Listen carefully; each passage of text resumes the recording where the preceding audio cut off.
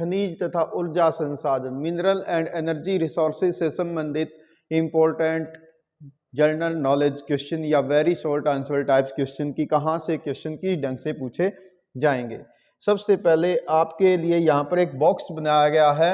इस बॉक्स से बहुत सारे क्वेश्चन आपके बनते हैं, जैसे कि जो अपघर्षक खनिज हैं वे कौन से हैं, तो सिलिका, चूना पत्थर, एल्यूमिनियम ऑक्साइड, फास्फेट, ये हैं। ठीक है। फ्लोराइड जिससे दांतों को गलने से रोका जाता है, ये होता है। फ्लोराइड नामक खनिज से ये प्राप्त होता है। इसी प्रकार से ये क्वेश्चन आपसे पूछ लिया जाए कि दंत मंजन में कौन सा खनिज होता है, तो वो होता है टिटेनियम ऑक्साइड। ठीक है, जिससे दांतों को सफेद बनाए रखने में मदद मिलती है। ठीक, तो इसी प्रकार से जो दंत मंजन की ट्यूब होती है, ठीक है, तो वो ट्यूब या वो पेस्ट ट्यूब है वो किससे बनती है, तो वो बनती है पेट्रोलियम से मिले हुए पदार्थों से या उसके बने हुए प्लास्टिक से। तो ये भी एक प्रकार का मिनरल, तो यहाँ से भी कभी कभी क्वेश्चन पूछा जाएगा। बहुत चांस तो नहीं है, लेकिन फिर भी कोई ना कोई क्वेश्चन यहाँ से जरूर कभी ना कभी पूछ लिया जाएगा। नेक्स्ट आता है कि सबसे इंपॉर्टेंट क्वेश्चन रहेगा कि यहाँ पर कि खनिजों का जो है, खनिज कहेंगे किसे, भूपर पट्टी पर खनिज विभिन्न चट्टानों के अंदर बनते हैं जो विभिन्न एलिमेंट्स का युग्म होते हैं, ज्वाइंट होते हैं अणुओं का। ठीक है, और खनिज हमारे जीवन के लिए अनिवार्य है, क्योंकि हमारे शरीर का जो एनर्जी है, भोजन है, उसका भी अवयव नमक जो है वो भी एक खनिज ही होता है। इसी प्रकार से यहाँ पर एक इम्पोर्टेंट पॉइंट आपके लिए बनता है कि जो हमारे शरीर में जो कुछ भी हम खाते हैं, पौष्टिकता हम प्रयोग करते हैं, उसमें खनिज जो है वो 0.3% होते हैं, लेकिन ये बाकी के 99.7% भोज्य पदार्थों को उपयोग योग्य बनाते हैं। यदि ये 0.3% खनिज ना हो तो हम उनको डाइजेस्ट नहीं कर पाएंगे। इसी प्रकार से आगे एक क्वेश्चन ये आता है आपका कि खनिज किस ढंग से प्रकृति में मिलते हैं, तो खनिज जो है वो एक प्राकृतिक रूप में मिलते हैं, समरूप तत्व के रूप में, और इनकी एक निश्चित आंतरिक संरचना होती है और ये अनेक रूपों में पाए जाते हैं। यहाँ पर एक वेरी इंपॉर्टेंट जीके क्वेश्चन आपका यह रहेगा कि सबसे कठोर खनिज कौन सा, तो वो है हीरा, और सबसे नरम खनिज कौन सा, तो उनमें है चूना यानी चूना पत्थर। नेक्स्ट आपसे इंपॉर्टेंट क्वेश्चन पूछा जाता है यहाँ पर कि अभी तक कितने खनिजों की खोज हुई है, अभी तक कितने खनिजों की खोज हुई है, तो आप बताएंगे कि अभी तक लगभग 2000 से अधिक खनिजों की खोज हुई है।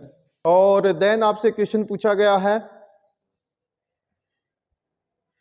कि खनिजों को आप किन आधारों पर वर्गीकृत कर सकते हैं, तो उसका रंग के आधार पर, कठोरता, चमक, घनत्व और क्रिस्टल के आधार पर हम खनिजों को वर्गीकृत कर सकते हैं। तो ये इंपॉर्टेंट क्वेश्चन रहेगा कि खनिज नेचुरल रूप से एस्क के रूप में पाए जाते हैं। एस्क मीन्स और के रूप में मिलते हैं, यानी कच्चे रूप में मिलते हैं, और इनको एस्क शब्द से रिप्रेजेंट किया जाता है। ठीक है, अब वेरी इंपॉर्टेंट जीके क्वेश्चन यहां से है। ये तो मैं ये कहूंगा कि ये बिल्कुल हाई लेवल के जो कॉम्पिटेटिव एग्जाम आते हैं उसके लिए भी ये इंपॉर्टेंट पैराग्राफ रहने वाला है। ये दोनों, जैसे आपसे क्वेश्चन पूछेगा कि आग्नेय और कायांतरित चट्टानें, इग्नियस एंड मेटामॉर्फिक रॉक्स में खनिज किस ढंग से मिलते हैं, तो वो मिलते हैं दरारों में, उनके ज्वाइंट में, उनके जो भ्रंश होते हैं यानी होल्स होते हैं, और विदर, इनमें मिलते हैं। छोटे छोटे जमाव के रूप में या सिराओं के रूप में ये पाए जाते हैं, और कहीं कहीं पर ये एक वृत्त परत के रूप में भी पाए जाते हैं। ठीक है, और इनका निर्माण उस समय होता है जब ये एलिमेंट या तत्व तरल या गैस अवस्था में दरारों में होते हैं, और बाद में वो प्रेस होकर वो या ठंडे होकर वो उसी के बीच में जम जाते हैं। यहाँ पर एक इंपॉर्टेंट क्वेश्चन रहेगा कि प्रमुख धात्विक खनिज कौन से हैं, जस्ता, तांबा, जिंक और सीसा। ये प्रमुख धात्विक खनिज हैं जो सिराओं के और जमाओं के रूप में मिलते हैं। एक इंपॉर्टेंट क्वेश्चन यहाँ पर रहेगा कि अवसादी चट्टानों में जो खनिज हैं वे किस ढंग से पाए जाते हैं, तो वो मिलेंगे संसतरों के रूप में या लेयर्स के रूप में। तो ये इंपॉर्टेंट क्वेश्चन रहेगा आपके लिए, और ये ज्यादातर अक्षितिज परत के रूप में मिलते हैं। ठीक है, तो ये आप ध्यान रखेंगे। और इसी इनमें अवसादी चट्टानों में मिलने वाले प्रमुख खनिज हैं कोयला, इसके साथ साथ पेट्रोलियम और एलपीजी जो प्राकृतिक गैस होती है। ये तीनों के तीनों, इनको कहेंगे, तीनों को मिलकर हम कहते हैं खनिज ईंधन। ठीक है, तो ये खनिज ईंधन जो हैं, फॉसियल फ्यूल्स भी इनको कहा जाता है, ये सभी जो है अवसादी चट्टानों में मिलते हैं। नेक्स्ट यहाँ पर देख लेते हैं, इस बॉक्स से भी आप देख सकते हैं, तो यहाँ से भी इंपॉर्टेंट खनिज, इनका वर्गीकरण आप करिए। और धात्विक खनिज वे खनिज जिसमें धातु होती है, जैसे ये वाले जो है ना, ये धात्विक खनिज है। और इसमें भी ये मुख्य रूप से लोहयुक्त धात्विक खनिज है जिसमें लोहा होता है, जैसे लोहेस्क, आयरन और मैग्नीज, निकिल और कोबाल्ट। अलोहयुक्त धात्विक खनिज वे होते हैं जो तांबा, सीसा, जस्ता, बॉक्साइट, ठीक है, और बहुमूल्य खनिज, प्रीसियस मिनरल कहा जाता है गोल्ड को, कॉपर को और प्लेटिनम को। ठीक है, और बॉक्साइट से बनता है एल्यूमिनियम। अब बात करते हैं अधात्विक खनिज की, तो इसमें अभ्रक यानी माइका, सॉल्ट नमक, पोटास, सल्फर, चूनासम या चूना पत्थर और मार्बल, ठीक है, और सैंडस्टोन यानी बुलवा पत्थर जिससे रेड फोर्ट भी बना है। देन ऊर्जा खनिज यानी एनर्जी रिसोर्सेज, जैसे कोयला, पेट्रोलियम और प्राकृतिक गैस जिनको फॉसियल फ्यूल्स भी कहा जाता है। तो ये इंपॉर्टेंट पॉइंट आपका रहेगा।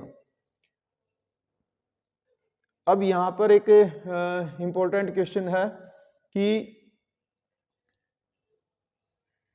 अवसादी चट्टानों की श्रेणी में जो पेट्रोलियम या जीवाश्म ईंधन है, इसके अतिरिक्त और कौन से खनिज मिलते हैं, तो वो मिलते हैं जिप्सम, पोटास, नमक और सोडियम। तो ये मिलते हैं, और खासकर इनका निर्माण कहाँ होता है, शुष्क प्रदेशों में वाष्पीकरण के कारण होता है, जल उड़ जाता है वाष्प बन के, और ये जो है वहीं पर स्टोर होकर रह जाते हैं। नेक्स्ट इसी प्रकार से इंपॉर्टेंट क्वेश्चन यहाँ पर रहेगा, ये आपके लिए जो कैक है गैग है दे रखे हैं, ये इंपॉर्टेंट हिस्सा है जनरल नॉलेज के लिए। ठीक है, तो यहाँ पर एक रहेगा आपका कि जो खनिज है उनके निर्माण की एक अन्य विधि है धरातलीय चट्टानों का अपघटन, चट्टानों का टूट जाना। उसके कारण क्या होता है, चट्टानों के जो घुलनशील तत्व हैं वो तो अपरदित हो जाते हैं, और उसके बाद कुछ ऐसे उसमें अवशिष्ट बच जाते हैं, जैसे bauxite. Very important general knowledge question. तो ध्यान रखेंगे कि जहां अपघटन शब्द होगा वहीं बॉक्साइट भी आपको मिलेगा उस क्वेश्चन में। देन आता है प्लेसर निक्षेप। प्लेसर निक्षेप होते हैं, जैसे मान लो एक ये पहाड़ है, एक इधर पहाड़ है, यहाँ से फ्लैश फ्लड हुई, यहाँ से फ्लैश फ्लड हुई, और यहाँ पर सेडिमेंट का डिपोजिशन हुआ, तो उसके अंदर जो मिनरल डिपॉजिट हो जाएंगे जो घर्षित नहीं होते हैं पानी से, जो पानी से घिसे नहीं, वो यहाँ पर मिलते हैं, जिसमें सोना, चांदी, टीन, प्लेटिनम ये प्रमुख होते हैं। ये भी इंपॉर्टेंट जीके क्वेश्चन आपके लिए रहने वाला है, जो खासकर पहाड़ी के आधार पर यानी बेस लेवल पर या घाटी के तल पर रेत के अंदर जलोढ़ जमाव के अंदर ये मिलेंगे। देन महासागरीय जल के अंदर मिलने वाले खनिज, जिसमें सबसे ज्यादा होता है आपका नमक, सोडियम क्लोराइड, मैग्नीशियम और ब्रोमाइन, ये प्रमुख जो होते हैं ना। और महासागर की तलहटी में भी कुछ खनिज मिलते हैं जिनमें मैग्नीज की ग्रंथियां प्रमुख होती हैं। तो यहाँ पर ये आप दो क्वेश्चन रखिए, एक यहाँ पर है और एक यहाँ पर है, तो ये इंपॉर्टेंट क्वेश्चन रहेंगे। अब बात करते हैं नेक्स्ट इंपॉर्टेंट क्वेश्चन की। तो रैट होल खनन के बारे में आपसे पूछा जाता है। रैट मीन्स चूहा और होल मीन्स बिल, तो उसकी चूहे के बिल की तरह से सुरंग बनाकर खनिजों की माइनिंग की जाती है भारत के अंदर उत्तर पूर्वी जनजातीय क्षेत्रों में, खासकर मेघालय में। यहाँ से कोयला, लोह, एस्क, चूना पत्थर, डोलोमाइट इनको निकाला जाता है जोवाई और चेरापूंजी की खदानों से। तो इसे कहते हैं रैट होल खनन। हालांकि वहां पर जितने भी नॉर्थ ईस्ट के अंदर कहिए, ये सारे के सारे जो हमारे खनिज होते हैं ये राष्ट्रीयकृत होते हैं, नेशनलाइज्ड होते हैं, लेकिन फिर भी ये लोग इनको इस प्रकार से परिवार के सदस्यों के साथ संकीर्ण सुरंग बनाकर इनकी खनन करते हैं। जो green national green tribunal NGT जिसको बोला जाता है, एनजीटी, इसने इनको अवैध घोषित भी किया है इस क्रियाकलाप को। तो ये इंपॉर्टेंट हिस्सा आपके लिए रहने वाला है। देन आपके लिए इंपॉर्टेंट क्वेश्चन है कि खनिजों का वितरण, भारत में खनिजों का वितरण। अगर वितरण की बात करें तो भारत में सबसे ज्यादा खनिज, वैसे तो खनिजों का वितरण है असमान, पहला पॉइंट तो यही हो जाएगा। फिर मिलता है, यदि देखें तो वो सबसे ज्यादा मिलते हैं प्रायद्वीपीय पठार पर, पेनिनसुलर प्लेट्यू पर, और ये मिलते हैं छोटा नागपुर पठार पर सबसे ज्यादा। ठीक है, तो इसके सबसे ज्यादा भंडार वहीं पर हैं, प्रायद्वीप पठार के भी पश्चिमी भाग में, और जो है इसके छोटा नागपुर प्लेट्यू एरिया पे ये हमें मिलते हैं। खासकर इसके जो पूर्वी पार्श्व, पश्चिमी जो पार्श्व थे, तो उस पे तो गुजरात में तेल मिलता है। असम की घाटी में जो तल छठी चट्टानें, अवसादी चट्टानें, उसमें खनिज तेल के निक्षेप मिलते हैं। इसके साथ साथ राजस्थान में एलो खनिज मिलता है, जिसमें खासकर तांबा खनिज मिलता है खेतड़ी की खदानों में। इसके अलावा यहाँ पर छोटा नागपुर पठार के अंदर बहुत सारे खनिज मिलते हैं, जिसमें लोहा, चूना पत्थर, डोलोमाइट, ठीक है, तो ये सारे के सारे वहीं पर मिलते हैं। तो नेक्स्ट रहेगा आपका इंपॉर्टेंट है लौह खनिज। बीच में देख लेते हैं कुछ रहा तो नहीं। लौह खनिज, तो लौह खनिज ये इंपॉर्टेंट रहेगा। एक तो आप इसमें बताएंगे कि ये आधारभूत खनिज है, एक इंपॉर्टेंट पॉइंट तो ये है कि ये एक आधारभूत खनिज है। दूसरा, ये औद्योगिक विकास की रीढ़ है, बेस है उसका। और भारत में जो लो एस्क हैं वो प्रचुर मात्रा में मिलते हैं। मैग्नेटाइट, ये इंपॉर्टेंट क्वेश्चन रहेगा कि ये सर्वोत्तम किस्म का लोह एस्क होता है, इसमें चुंबकीय गुण होते हैं, ये इंपॉर्टेंट पॉइंट रहेगा। हेमेटाइट, ये सेकंड हाईएस्ट या सेकंड बेस्ट आयरन ओर होता है, जो उद्योगों के लिए सबसे बेस्ट होता है, उद्योगों के लिए सबसे बेस्ट है, ये चुंबक बनाने के लिए सबसे बेस्ट है। ठीक है, और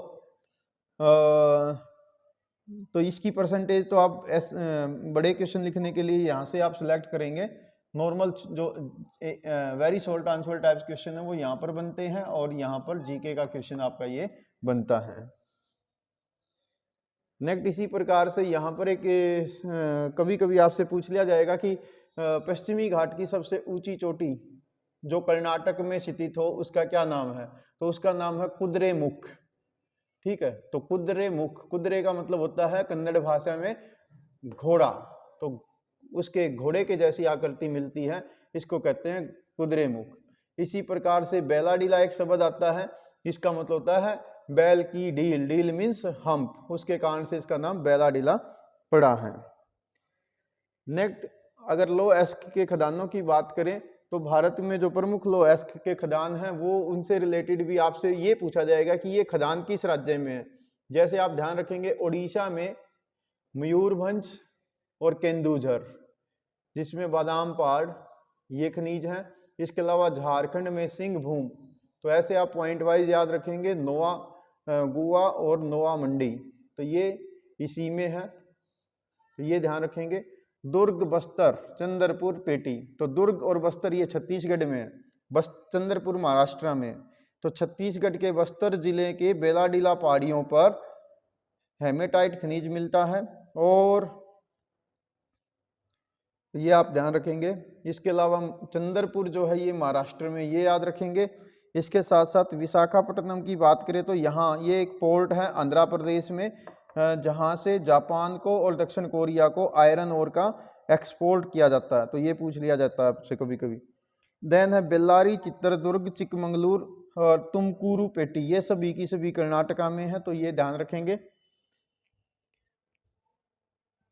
और कर्नाटका में एक क्वेश्चन यहाँ पर इंपॉर्टेंट बनता है कि कर्नाटक की कौन सी खदान का 100% 100% जो आयरन ओर है वो निर्यात कर दिया जाता है, तो वो है कुद्रेमुख की खदान से, और ये निर्यात किया जाता है मंगलुरु या मंगलोर पोर्ट से। ठीक है, कर्नाटका में, और ये भी भेजा जाता है एक पाइपलाइन के द्वारा, लोहेस को करदम सलरी के रूप में, गारा के रूप में पाइपलाइन से मंगलुरु पोर्ट पर भेज दिया जाता है, और वहां से इसको विदेशों में भेज दिया जाता है। देन महाराष्ट्र गोवा पेटी में भी आप थोड़ा बहुत पढ़ लीजिए, यहाँ पर खासकर ये पोर्ट पढ़ लो, मारमागांव पोर्ट कहाँ पर है, तो ये गोवा में है। ठीक है, तो ये इंपॉर्टेंट रहेगा। देन इंपॉर्टेंट क्वेश्चन आएगा मैग्नीज से रिलेटेड कि मैग्नीज क्या होता है। तो मैग्नीज का उपयोग किया जाता है इस्पात के बनाने में, लोहा बनाने में। 1 टन इस्पात बनाओगे तो 10 किलोग्राम मैग्नीज उसमें मिलता है। तो ये आपका जीके का क्वेश्चन भी हो जाएगा। ठीक है, इसके अलावा इसका ब्लीचिंग पाउडर, कीटनाशक दवाई और पेंट बनाने में भी यूज किया जाता है। देन वेरी इंपॉर्टेंट क्वेश्चन आ गया आपके लिए, तो ये पूछेगा कि भारत में मैग्नीज का सबसे बड़ा उत्पादक राज्य कौन सा है? दैट इज उड़ीसा, जो भारत का 1/3 1/3 जो है मैग्नीज उत्पन्न करता है। देन मैप भी आप पढ़ सकते हैं। आगे आता है एलो युक्त धात्विक खनिज, जिसमें है सबसे पहले तांबा। तो कॉपर जो है एक घातवर्ध है, मेलेबल खनिज है, तन्य है, ताप का सुचालक है, इसलिए इसका प्रयोग किया जाता है बिजली के तार बनाने में, इलेक्ट्रॉनिक्स में, रासायनिक उद्योग में। और भारत का 52% तांबा मिलता है बालाघाट से, और बालाघाट की खदानें हैं मध्य प्रदेश में, ये ध्यान रखेंगे। इसके अलावा झारखंड के सिंहभूम से हमें ये मिलता है, और राजस्थान के खेतड़ी से मिलता है। तो ये 3 इंपॉर्टेंट खदानें हैं, राजस्थान की खेतड़ी, सिंहभूम झारखंड, और बालाघाट मध्य प्रदेश। तो ये इंपॉर्टेंट पॉइंट आपका रहेगा। इसी प्रकार से यहाँ पर हम पढ़ लेते हैं साथ के साथ बॉक्साइट के बारे में। तो बॉक्साइट जो है ये एक एल्यूमिनियम का एस्क होता है, एल्यूमिना क्ले में के रूप में ये हमें मिलता है, और ये सिलिकेट्स के रूप में व्यापक चट्टानों के विघटन से ये निक्षेपों में बनता है। ठीक है, तो ये आपने ध्यान रखना। और ये भी बहुत हल्का होता है और बिजली का सुचालक होता है। ठीक है, इसमें घातवर्ध्यता होती है, यानी ये चोट मारने पर टूटता नहीं है, बल्कि ये फैल या पसर जाता है। तो ये आप पढ़ेंगे, इसको याद रखेंगे, इंपॉर्टेंट क्वेश्चन रहेगा ये भी। ठीक है,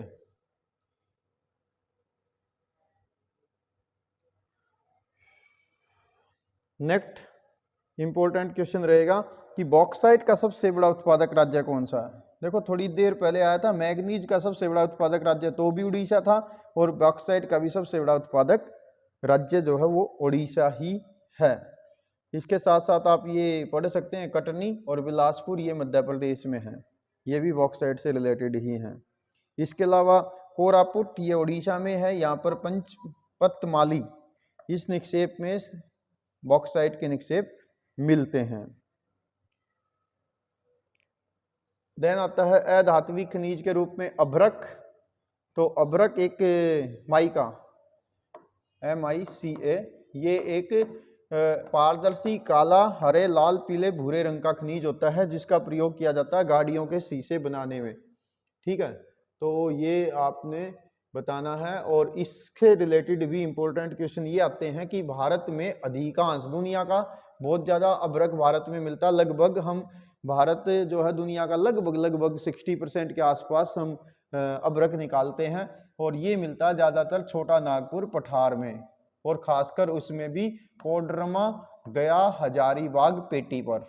ठीक है, और दूसरा मिलता है राजस्थान में अरावली पर्वत के आसपास, अजमेर के आसपास, और तीसरा मिलता है आंध्र प्रदेश के नेल्लोर में। तो ये 3 पेटियां प्रमुख हैं अभ्रक की। देन आता है लाइमस्टोन। तो लाइमस्टोन आप बताओगे कि ये चूना पत्थर होता है, जिसका प्रयोग किया जाता है सीमेंट बनाने में। ठीक है, तो ये आप पढ़िए। और ये अवसादी चट्टानों में मिलता है, ये ध्यान रखेंगे। ये आ गया आपका सीमेंट उद्योग के लिए, ये एक कच्चा माल है। ओके, तो ये इंपॉर्टेंट क्वेश्चन रहेंगे। देन एक इंपॉर्टेंट क्वेश्चन रहेगा कि किस उद्योग को किलर इंडस्ट्री या घातक उद्योग कहते हैं? तो घातक उद्योग कहते हैं खनन को, माइनिंग को। तो ये आप याद रखेंगे। देन यहाँ पर खनिज से संबंधित कुछ आपसे कभी कभी बीमारियों के बारे में पूछेंगे कि इनसे कौन सी बीमारी, सिलिकोसिस हो सकती है, फेफड़ों से संबंधित बीमारियां, इसके अलावा छतों का गिरना, सैलाब का आना, खदानों में आग लगना, इस कारण से इनको हम, प्रदूषण का होना, तो ये सब कारणों से बीमारियां बढ़ती हैं या मौत हो जाती है, जिसके कारण इसको किलर इंडस्ट्री कहा जाता है। देन आता है खनिजों का संरक्षण, कि हमें खनिज क्यों बचाने चाहिए। तो इस पैराग्राफ को आप पढ़ लीजिए, ये ऐसे टाइप्स क्वेश्चन के रूप में आपका काम आने वाला है। देन आता है एनर्जी रिसोर्स। तो सबसे पहले तो इसमें ध्यान रखेंगे कि एनर्जी रिसोर्स वे रिसोर्स होते हैं जिनसे हमें ईंधन मिलता है, एनर्जी मिलती है, जैसे कोयला, पेट्रोलियम, प्राकृतिक गैस, यूरेनियम और विद्युत। ठीक है, ये दो प्रकार के होते हैं, एक गैर परंपरागत और एक परंपरागत। परंपरागत वे साधन हैं जो प्राचीन काल से यूज किए जा रहे हैं, जैसे लकड़ी, उपले, उपले यानी जो पशुओं के गोबर से बनाए जाते हैं। ठीक है, और कोयला, पेट्रोलियम, प्राकृतिक गैस और विद्युत, जल विद्युत भी और थर्मल पावर यानी ताप विद्युत भी। तो ये परंपरागत ऊर्जा के स्रोत हैं। इसी प्रकार से दूसरे आप देखेंगे गैर परंपरागत ऊर्जा के स्रोत, तो इनमें शामिल है सौर ऊर्जा, पवन ऊर्जा, ज्वारीय ऊर्जा, भूतापीय यानी थर्मल, जियोथर्मल एनर्जी, बायोगैस और न्यूक्लियर एनर्जी, परमाणु ऊर्जा। तो ये इंपॉर्टेंट क्वेश्चन रहेगा। ये खासकर आपसे क्या करेगा, मल्टीपल चॉइस क्वेश्चन में इनमें से कोई एक परंपरागत वाला डाल देगा और क्वेश्चन आपका बन जाएगा। तो ऐसे क्वेश्चन आएंगे। तो नेक्स्ट आपका इंपॉर्टेंट क्वेश्चन आएगा कोयले से रिलेटेड। ये एनर्जी का रिसोर्स है और इसके बारे में क्वेश्चन आएगा कि ये एक जीवाश्म ईंधन है। तो जीवाश्म ईंधन, फॉसिल फ्यूल्स के बारे में पूछा जाता है। और भारत के अंदर जो कोयला है वो कहाँ मिलता है, तो उसमें उसके बारे में क्वेश्चन आपसे पूछ लेंगे। एक आएगा क्वेश्चन लिग्नाइट के बारे में। ये एक लो कैटेगरी का कोयला होता है जिसको भूरा कोयला कहा जाता है और ये मिलता है नेवेली में। ये सॉफ्ट होता है, मुलायम होता है और ये नेवेली में मिलता है। अभी मैप पे ही दिखा देता हूँ, यहाँ है नेवेली, तो यहाँ मिलता है ये भूरा कोयला। ठीक है, तो यहाँ पर भूरा कोयला मिलता है नेवेली में। नेक्स्ट आता है आपसे एक इंपॉर्टेंट क्वेश्चन यहाँ पर दिया गया है कि गेल क्या है, GAIL, gas authority of India limited. ये एक राष्ट्रीय ग्रिड है जो देश के अंदर गैस की पाइपलाइनों को उससे रिलेटेड एक्टिविटीज करती है, उसको बिछाने का काम, उसको मेंटेनेंस का काम है। ठीक है, तो ये आपका हम पढ़ रहे थे गैस कोयले के बारे में। तो ये इंपॉर्टेंट क्वेश्चन रहेगा नेवेली वाला, तो ये यहाँ से पढ़िए। इसके अलावा यहाँ पर आप पढ़ेंगे बिटुमिन्स कोयले के बारे में। बिटुमिन्स टॉप क्वालिटी का कोयला होता है उद्योगों के लिए। ठीक है, बिटुमिन्स कोयला उत्तम श्रेणी का कोयला माना जाता है। सबसे बेस्ट होता है, सर्वोत्तम श्रेणी का कोयला होता है एंथ्रासाइट, लेकिन ये उद्योगों में कम यूज होता है। उद्योगों के लिए सबसे ज्यादा, वाणिज्यिक प्रयोग के लिए सबसे ज्यादा यूज होता है बिटुमिन्स कोयला।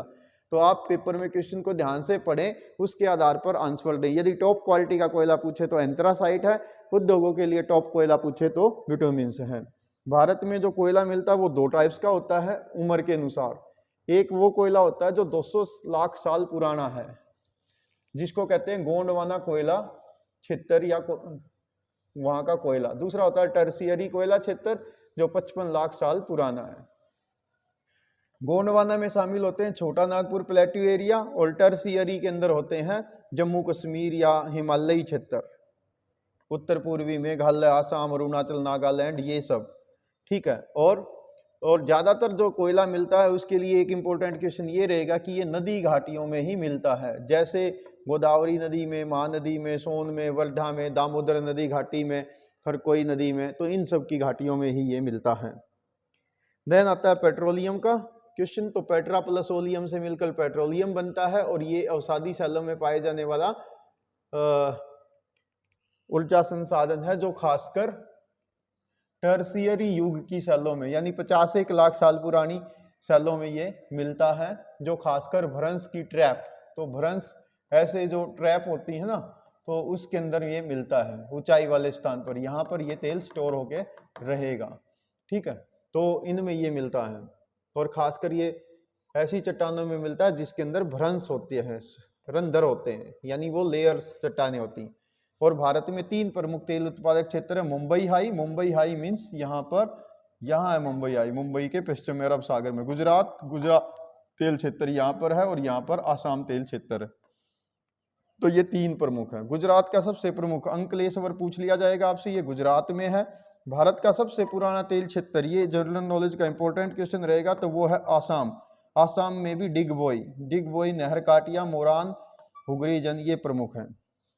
देन आता है नेचुरल गैस। तो नेचुरल गैस भी वही मिलती है जहां पर ऑलमोस्ट कोयला मिलता है या पेट्रोलियम मिलता है, अवसादी चट्टानों में ही ये मिलता है, LPG। ठीक है, तो आजकल इसका कुछ और यूज भी हम करते हैं, जिसको हम कहते हैं CNG, संपीड़ित प्राकृतिक गैस। ओके, तो इसके बारे में भी आप पढ़ लीजिए। आजकल नए भारत के नए क्षेत्रों में भी गैस मिलती है जिसको हम बोलते हैं KG बेसिन। के मीन्स कृष्णा और जी मीन्स गोदावरी। KG और बेसिन, रिवर का जो बेसिन होता है, KG बेसिन। तो यहाँ पर ये प्राकृतिक गैस मिलती है। ठीक है, तो मैप भी आप पढ़ लीजिए, मैप से रिलेटेड। और नेक्स्ट यहाँ पर क्वेश्चन पूछा जाता है कि भारत की सबसे लंबी गैस पाइपलाइन कौन सी है? तो हजीरा, विजयपुर, जगदीशपुर। हजीरा गुजरात में है, विजयपुर मध्य प्रदेश में, जगदीशपुर उत्तर प्रदेश में। इसी पाइपलाइन को सोनीपत तक पहुंचाया गया है। ठीक है, देन आपसे पूछता है जल विद्युत के बारे में। जल विद्युत दो टाइप्स की होती है, एक हाइड्रो इलेक्ट्रिसिटी होती है और एक थर्मल एनर्जी होती है। हाइड्रो इलेक्ट्रिसिटी में बहुउद्देशीय परियोजनाएं बनाई जाती हैं, जैसे भाखड़ा नांगल दामोदर घाटी कॉरपोरेशन DVC। तो इस प्रकार की परियोजनाएं जो पोल्यूशन नहीं करती हैं, और जो थर्मल एनर्जी है वो पोल्यूशन करती है। इसी प्रकार से यदि गैर परंपरागत ऊर्जा के स्रोतों की बात करें तो ये आप पढ़िए यहाँ पर सौर ऊर्जा से संबंधित। सौर ऊर्जा भारत एक उष्णकटिबंधीय देश है, एक तो यही जीके का क्वेश्चन हो जाएगा। दूसरा आप बताएंगे कि फोटोवोल्टिक सेल यूज की जाती है इसमें सौर ऊर्जा बनाने में, और भारत में सौर ऊर्जा के जो बड़े संयंत्र हैं वो मिलते हैं गुजरात में और तमिलनाडु में। ठीक है, नेक्स्ट आता है पवन चक्की। तो पवन चक्की में भी बड़ी बड़ी पवन चक्कियां बनाई जाती हैं, टरबाइन लगाई जाती हैं, और भारत में ज़्यादातर पवन चक्कियां तटीय राज्यों में है, जैसे आंध्र प्रदेश, कर्नाटक, गुजरात, केरल, महाराष्ट्र और जैसलमेर।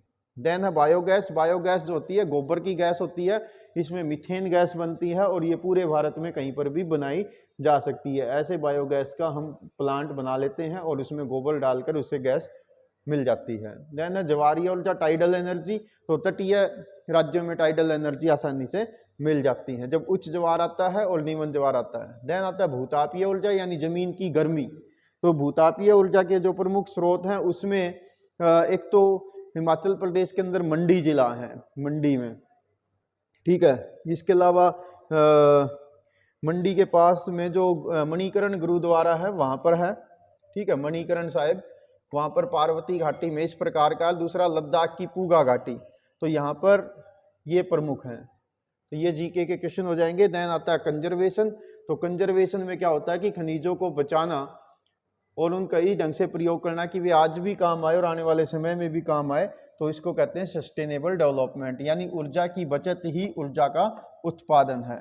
तो ये था आपका खनिजों से रिलेटेड चैप्टर का quick review. Thanks, have a nice day.